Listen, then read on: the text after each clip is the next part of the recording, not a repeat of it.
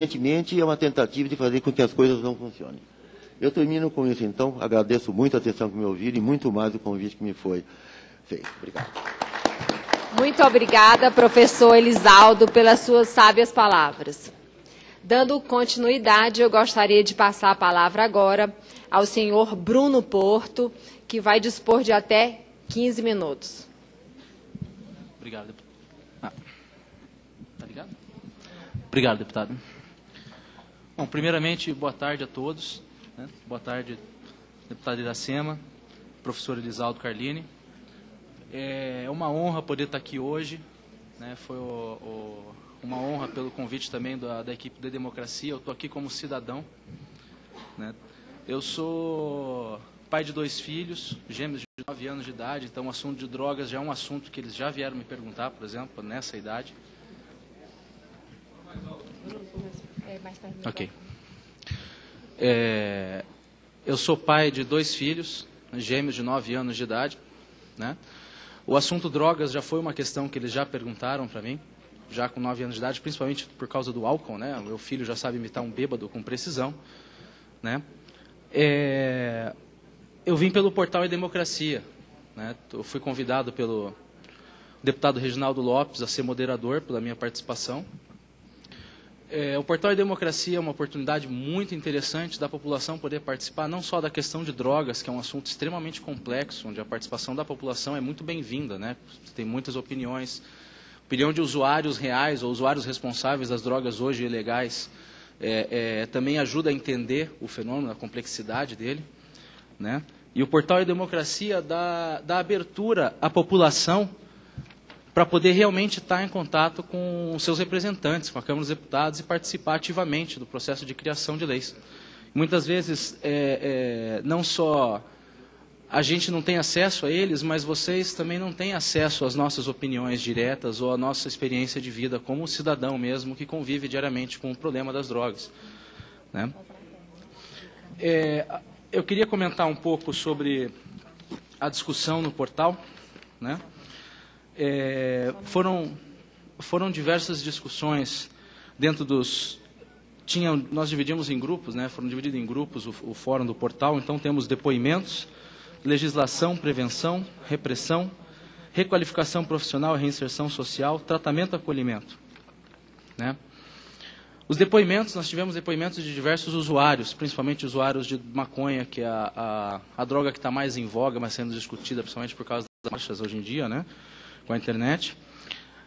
O que é interessante, o ponto de vista de um usuário responsável não deve ser ignorado, porque a partir do momento que você ignora a opinião dele, já qualificando ele com preconceito, dizendo, é um maconheiro, você perde a oportunidade de aprender como é que funciona a droga com o uso responsável, como acontece com o álcool. Quantos que realmente têm problema com o álcool? Quantos aqui não saem daqui agora e vão tomar uma cerveja de forma responsável e são representantes e ativos na sociedade? Então, são opiniões muito importantes. Também tivemos depoimentos de mães com problema de filhos com drogas, onde não sabem onde procurar ajuda. Né? No parte de legislação, houve bastante discussão, principalmente a respeito de regulamentação das drogas. Né? Existe um consenso, ainda existem poucas pessoas e menos pessoas ainda contra isso. No fórum, em particular, existe uma maioria a favor de uma regulamentação das drogas. Que para mim, até da minha opinião pessoal, é uma coisa óbvia de se fazer. As opiniões lá tem bastante... Existem propostas dos que querem mudar a lei.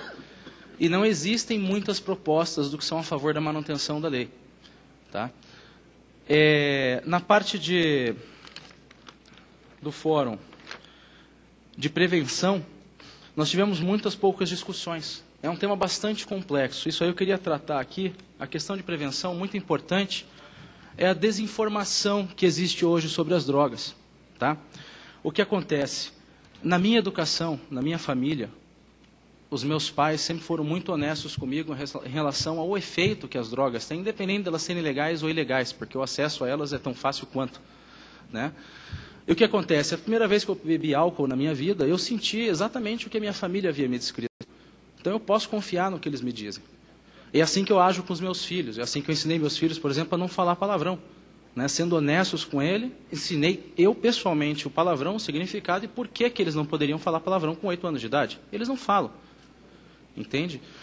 A maioria das pessoas que chega a ter acesso a drogas ilegais, quando provam elas, vem um disparate com as informações oficiais das propagandas governamentais, que são mais voltadas a criar um terrorismo e um medo de experimentar a droga. E quando essa pessoa experimenta a droga e vê que não era tudo aquilo que tinham dito de mal, ela fala, peraí, como é que eu vou confiar nessas pessoas para me dizer o que eu posso ou não posso fazer? Entende?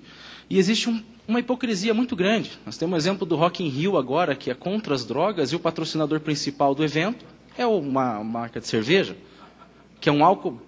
O álcool é tão perigoso ou mais que a maioria das grandes das drogas ditas ilícitas, né? O próprio termo usado aqui no nome do seminário, combate às drogas. Como assim combate às drogas? As drogas uma droga é uma substância inanimada, ela não tem vontade própria, ela não age sozinha. Assim como uma arma não dispara sem alguém para apertar o gatilho. Tá? Dizer combate às drogas é combater algo que não é tangível. Você não combate as drogas, você combate o comportamento que antecede o uso abusivo de drogas. Então, todos aqui tiveram amigos que usaram drogas, independente de legais ou ilegais. As drogas são drogas. Tá? E todos puderam perceber, tá? Eu não tenho experiência clínica, eu não sou psiquiatra, nem psicólogo, nem médico, mas isso é experiência de vida, o que até pouca, né? Mas dá para se perceber, eu passei por uma universidade, vi muita gente usando álcool e outras drogas, né? Que o comportamento abusivo antecede o problema do abuso de drogas. Ou seja, a droga acaba criando um círculo vicioso, né? Uma bola de neve. Ele já tem uma predisposição a ter um comportamento abusivo, a droga te dá mais vontade de usar e, por consequência, você acaba chegando num fundo do poço, questão do crack. Então, a questão das drogas é muito mais complexa e ampla, porque não dá para se tratar da questão das drogas pelas drogas. Não dá para se discutir aqui a substância, os seus efeitos, tem que se discutir as pessoas. O que falta discutir aqui são as pessoas, são os problemas que antecedem ao uso e o abuso de drogas. Entende? Uma pessoa que tem condições financeiras, por exemplo, que chega a uma condição de abuso de droga, ela já tinha um comportamento abusivo, ela devia dirigir de forma violenta, já devia abusar de álcool e outras drogas.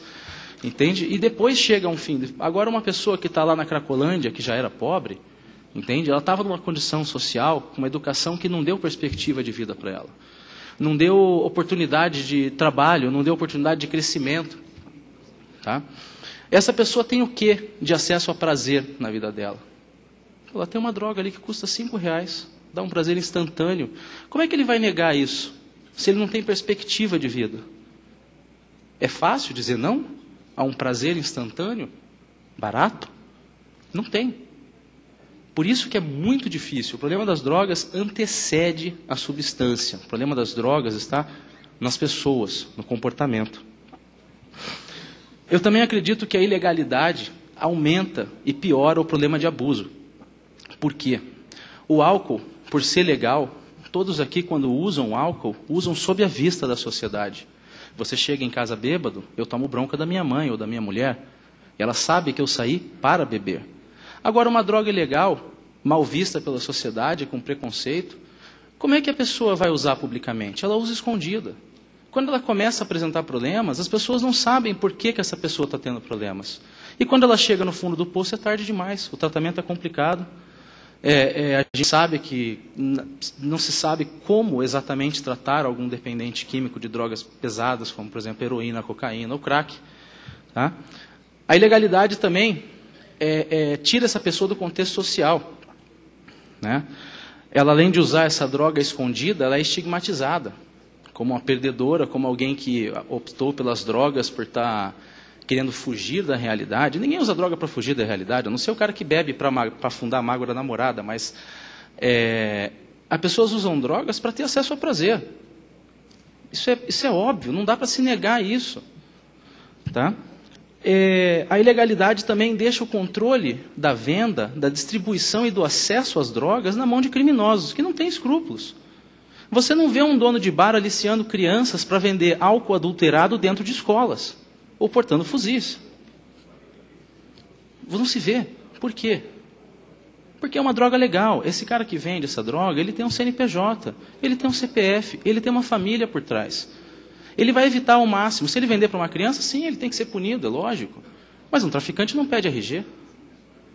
Esse traficante também não está preocupado com a saúde do usuário. Não existe um controle de qualidade.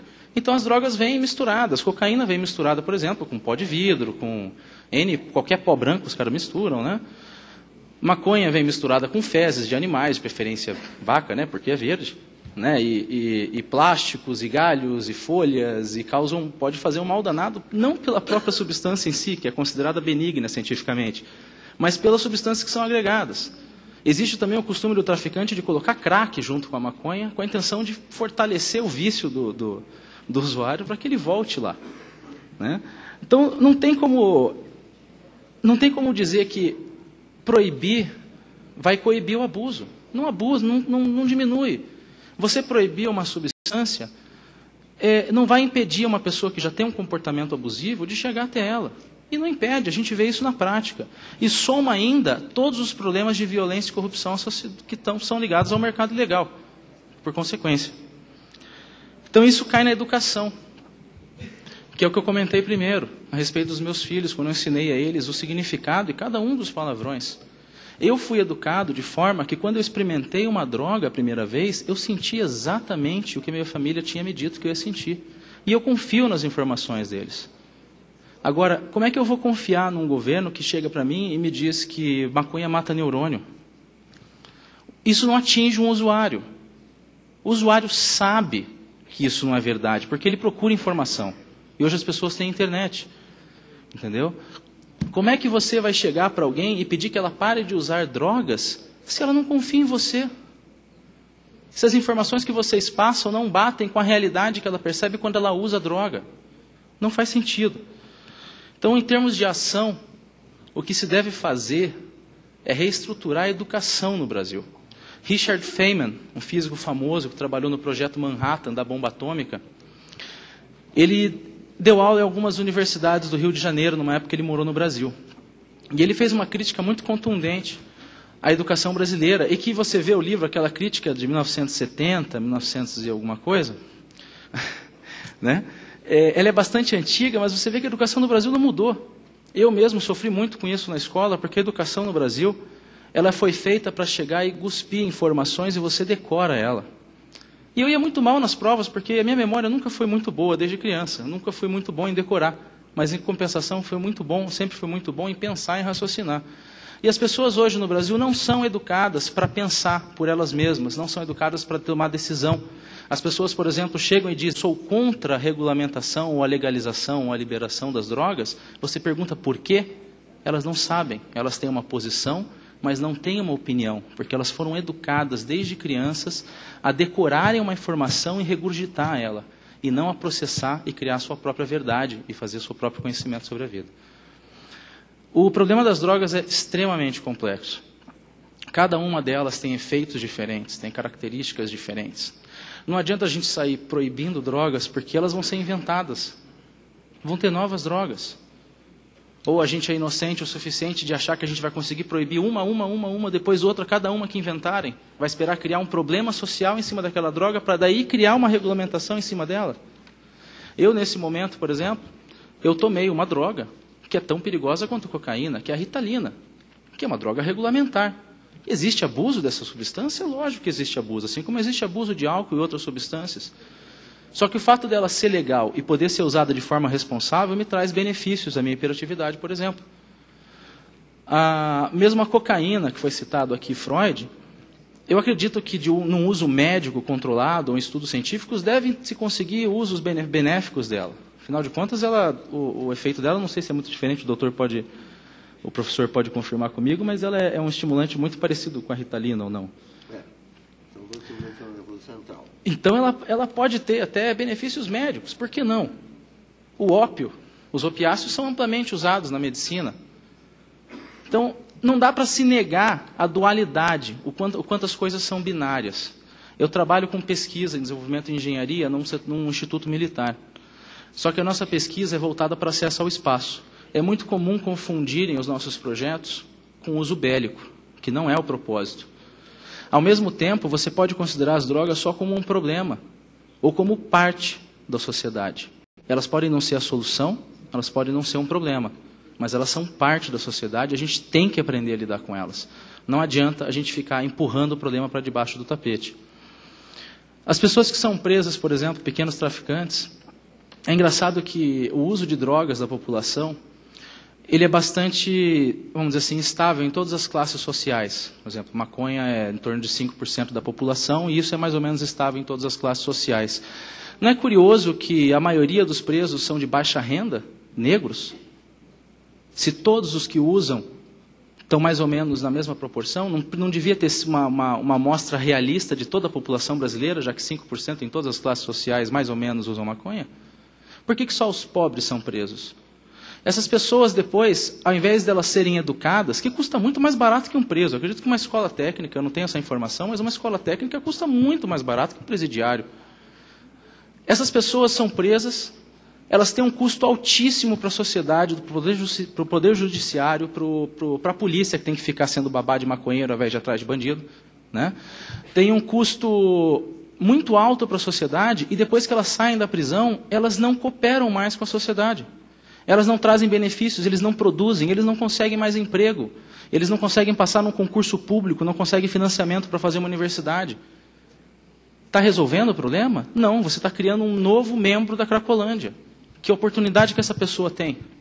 Ele vai acabar no crack. É o único prazer que ele tem acesso. Então o problema das drogas não são as drogas, são as pessoas.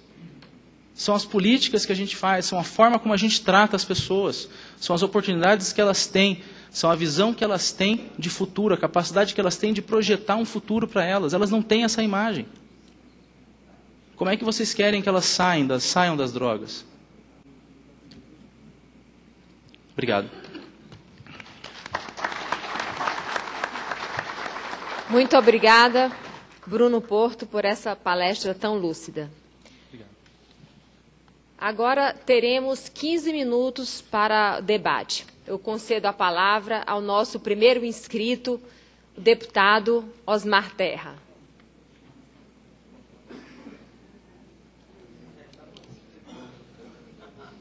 Sempre inscrito.